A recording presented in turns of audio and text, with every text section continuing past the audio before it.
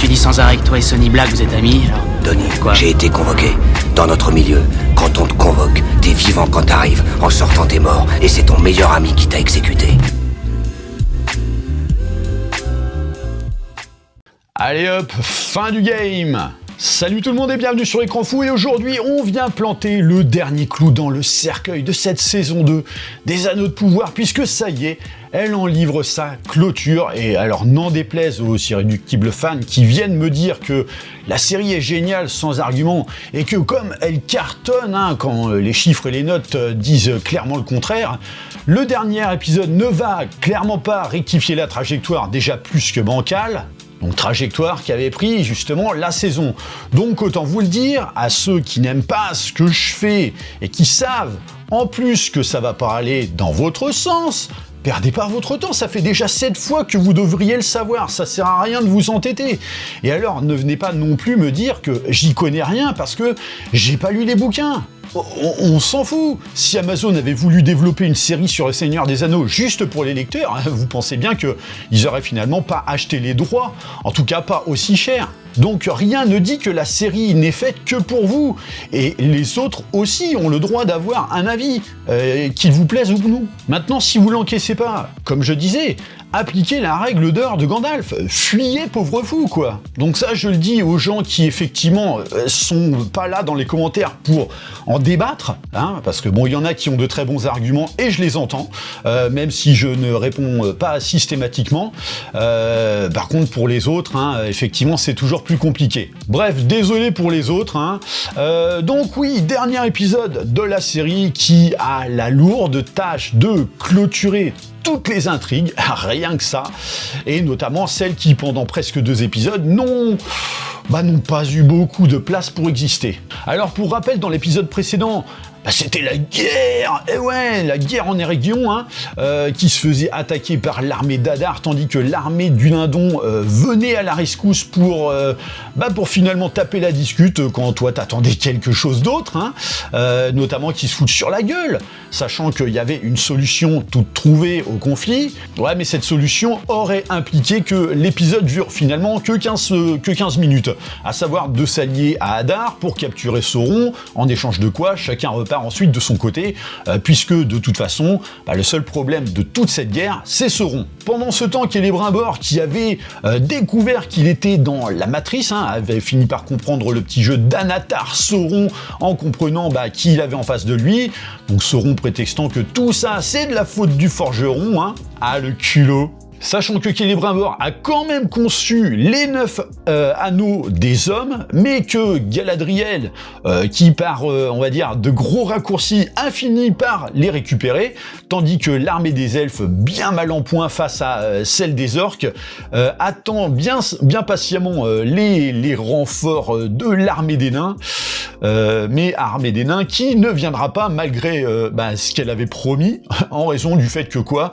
Eh bien tout simplement que le roi a décidé de piquer sa petite crise. Et donc dans ce nouvel épisode, voilà que nous apprenons ici, chez les nains, avec Durin fils, qui compte bien arracher l'anneau de la main de son père, mais qui finalement va rien en faire, parce que bon, donner un peu de charisme au personnage pour une fois, non, c'est pas encore prévu au menu, voilà. Quand soudain le père perce donc une paroi interne de la montagne qui va réveiller le Balrog. Ah, mais enfin le voilà. Oui, en même temps, ça fait 2 saisons qu'on nous le tease, qu'on nous le tease pour des prunes. Et donc oui, le Balrog, à l'esthétique toute droite sortie de la trilogie de Peter Jackson, même si Amazon a prétendu que la série revendique clairement son indépendance. Mais visiblement pas trop, oui, ça impliquait un travail créatif, de faire son propre Balrog, donc non, on va repomper celui des autres, voilà.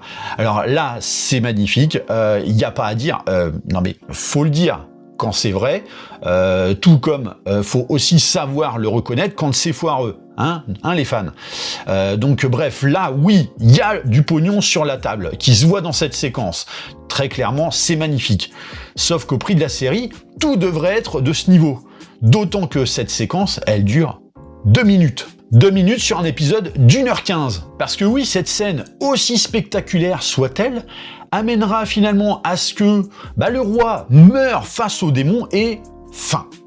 Voilà, vous vouliez le Balrog, c'est tout ce que vous aurez. Pendant ce temps, Gandalf est toujours en quête de son identité et de son bâton, quand il tombe face à un magicien noir qui va essayer de le duper, mais comme il mange pas de ce pain-là parce que il est gentil, pas méchant, voilà, c'est pas gentil d'être méchant, c'est mieux d'être gentil, comme disait une certaine chanson, eh bien Gandalf tournera les talons à ce magicien noir et fin de l'épisode, voilà, très clairement, donc Gandalf n'a finalement rien eu à raconter, si ce n'est que sa quête de savoir qui il est et de trouver son bâton ne servait strictement à rien, ou en tout cas elle n'a avancé à rien, puisque au final il l'a trouvé par le plus grand des hasards à ses pieds, limite juste en refaisant ses lacets, quoi. Et donc il décide effectivement de retourner voir Tom Bombidule, et donc oui, à la fin, oh là là, oui, son nom c'est bien Gandalf. Mais bon, sauf qu'on le savait déjà depuis un petit moment. Allez, le seul avantage de tout ça, c'est que il se sépare finalement des pieds pourris. Du côté de Numénor, où le temps s'est encore une fois arrêté pendant l'épisode 7, pouf ta gueule c'est magique, là c'est aussi palpitant qu'avant, à savoir que jusque-là, Jean-Luc Pharazôn complotait pour détrôner la reine, puis la reine regagne ses lettres de noblesse grâce au Valar, puis Pharazôn recomplote et donc la reine est à nouveau remise en cause. C'est d'un lourd. Non mais c'est vrai, on tourne en rond, putain, c'est un truc de fou. Et le pire, c'est que tout ça, c'est sans prendre en considération la menace en terre du milieu. On s'en fout. Alors si, évidemment, voilà, ça permet à Elendil de s'enfuir, après que Myriel lui ait donné Narsil, l'épée connue de tous, qui, ça alors, et là encore, exactement la même que dans Le Seigneur des Anneaux de Peter Jackson, alors que, comme je disais, Amazon clamait une totale indépendance, incroyable, n'est-ce pas? Et à côté de tout ça, donc tu as le fils de Pharazôn, donc Louis, vous savez, le mec qui se prend pour un boss alors qu'il a zéro charisme et qu'il plante des épées dans le dos des gens, donc il fait en gros son ersatz foireux de Joffrey Baratheon, mais bon, comme il dit, c'est moi le commandant, quoi. Alors le principal de l'épisode se passant en Eregion, quand Celebrimbor, qui est pas très bien en point à voir, puisque effectivement Sauron le torture, donc il est à la limite de crever, puis Sauron, après, il se met à faire le gentil en disant que oui, tu comprends, il a fait tout ça pour le bien de tous, c'est pour Celebrimbor, et qu'il est malgré tout en train de torturer, tu sais, pour ensuite redevenir cruel dans la foulée. Sérieux, ça fait plus de 2 jours que Celebrimbor il a compris ton petit manège. D'où tu crois que ça peut encore fonctionner là du prix? Ouais, mais ça permet de tourner en rond et de meubler, de ménager un petit peu de manière à ce que on arrive effectivement au format de 8 épisodes de plus d'1 heure. Mais sauf que la durée ne fait pas la qualité. Mais ça, faudrait qu'Amazon le comprenne. Bref, tout ça pour que Celebrimbor explique à Sauron que de toute façon, l'anneau unique le détruira, alors que en vrai, ce fameux anneau unique, il a même pas encore été pensé. Donc, je sais pas, c'est débile, ou alors j'ai loupé un truc. D'ailleurs, je vois pas comment Sauron compte faire, puisque, visiblement, il ne sait plus forger. Ça, on l'avait déjà vu avant, vu que c'est Celebrimbor seul qui a été apte à forger les anneaux de pouvoir, et comme là, Sauron le tue, parce qu'effectivement, il le tue dans l'épisode, ça se passe comment ensuite pour créer l'anneau unique? Il va aller faire un petit stage chez cet automatique et puis c'est bon. Bref, Galadriel de son côté se rend à Hadar avec les 9 anneaux prévus pour les hommes, en prétextant vouloir l'aider à tuer Sauron, alors que, en fait, pendant un épisode d'une guerre foireuse, qui n'en était finalement pas une, ils n'ont pas été foutus de se mettre d'accord sur un plan simple, tout ça pour qu'ils se mettent tous les deux finalement d'accord sur ce qu'ils avaient la possibilité de faire et qui était flagrant pour tout le monde, bien avant qui aurait notamment permis d'éviter cette guerre. Mais comme je le disais, bah voilà, faut meubler avec du rien, quoi. Donc finalement, c'est Hadar qui propose cette option de tuer Sauron, et après, bah effectivement, tout le monde rentrera à la maison, donc après avoir porté l'anneau de Galadriel, notamment, hein, il a cogité à tout ça. Donc oui, tu sais, un de ces fameux anneaux qui pervertissent l'âme de leur porteur, mais que quand ça arrange le scénario. Sauf que Hadar se fait buter en loose day par les siens, du moins un groupe qui l'a trahi au profit de Sauron. Merci, au revoir Hadar. Et c'est là que Sauron va faire face à Galadriel en prétextant que ouais mais tu comprends pas Pupus, moi en fait je veux sauver la terre du milieu tout en ayant dupé tout le monde quoi. Et puis en plus en ayant poussé à la guerre et en ayant ordonné 30 secondes avant d'aller détruire Eregion. Juste devant elle, quoi. Le mec, il lui a dit allez détruire Eregion, elle était en face de lui, et après le mec il dit non mais je veux sauver la terre du milieu. Mais elle est où la cohérence, mais qui écrit des dialogues pareils, quoi? Donc là on assiste au duel final entre Galadriel et Sauron, exactement comme à la fin de la saison 1, mais avec une vraie baston pour de vrai, hein. Alors là encore c'est plutôt cool, on profite des décors pour la chorégraphie, c'est bien shooté d'ailleurs, même à certains moments dans l'épisode, on a droit quand même à des petites séquences plutôt sympas, parce que bon effectivement la réalisatrice de cet épisode est quand même assez douée. Donc voilà, on a d'ailleurs droit à des plans séquences. Non, vraiment, il y a de l'effort. Mais encore une fois, une forme d'autant sublimée qu'elle est réduite en peau de chagrin par la bêtise du contexte. Puisque, par exemple, alors, Sauron qui est capable de pouvoirs de dingue, hein, on les a vus dans les épisodes précédents, bizarrement, ne sait plus s'en servir, hein, sauf une fois, donc au moment où Galadriel pourrait donner le coup de grâce à son ennemi, mais il ne va finalement rien en faire parce que Sauron prend l'apparence de Halbrand, ou de Celebrimbor, ou même la sienne, hein, oui, donc forcément ça change tout, oui. Tu sais que c'est Sauron en face de toi, mais comme il a pas la même gueule, non, tout de suite, t'as plus envie de le tuer. Non, mais c'est juste débile. Tu sais que c'est Sauron. Tu le sais, voilà. Qu'est-ce que tu fais? Tu cherches pas, tu le butes. Ah, mais oui, mais non. Parce qu'effectivement, faut que ça dure 5 saisons. Donc, faisons en sorte que les personnages soient juste stupides dans leurs agissements, hein. Donc, oui. Effectivement, le duel reste cool, mais le contexte est d'une crétinerie notoire. Donc tout ça pour en plus récupérer les anneaux des hommes, tandis que Galadriel se sacrifie pour qu'il ne récupère pas le sien. Hein. Mais d'un côté, j'ai envie de dire, c'est débile, puisque s'il y a que ça, t'avais qu'à juste balancer ton anneau d'en haut de la falaise où tu te trouves, et puis basta. Mais en fait, non. non, pour elle, c'est mieux qu'elle se jette avec, hein, du haut de sa falaise de 50 mètres de haut, d'autant que dans cette série, les elfes ne meurent pas, voilà, même par les coups d'épée ou les flèches de l'ennemi. Je rectifie, ils ne meurent pas, surtout quand le scénario en a besoin. Oui, parce que là, en gros, par exemple, l'elfe noir, qu'on croyait mort à la fin de l'épisode précédent, en fait non, il est toujours vivant. Galadriel, après un plongeon de 50 mètres dans le vide et après s'être faite embrocher par la couronne de Sauron, elle va nickel, elle aussi, hein. Bref, voilà, donc les elfes survivent à tout.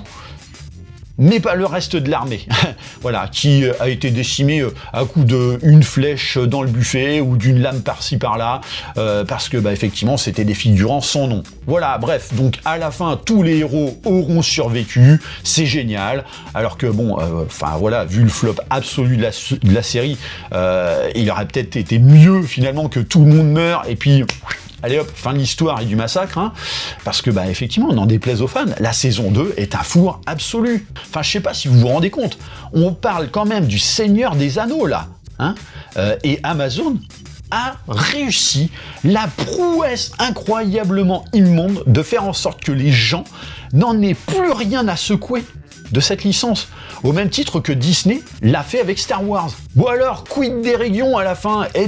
Comme ils étaient dans la merde, les nains, qui étaient monopolisés pour faire du rien, vu que le Balrog a fait acte de présence 2 minutes, l'armée de Durin vient sauver tout le monde et pousse l'armée d'orques, donc vous savez, ces orques qui courent avec un écart d'1,50 m entre chaque pied, hein, donc armée qui est désormais celle de Sauron, voilà, grâce à la magie du claquement de doigts, donc armé qui est invité à battre en retraite, dans une séquence articulée autour de, allez, 2 plans, au moins tout ça.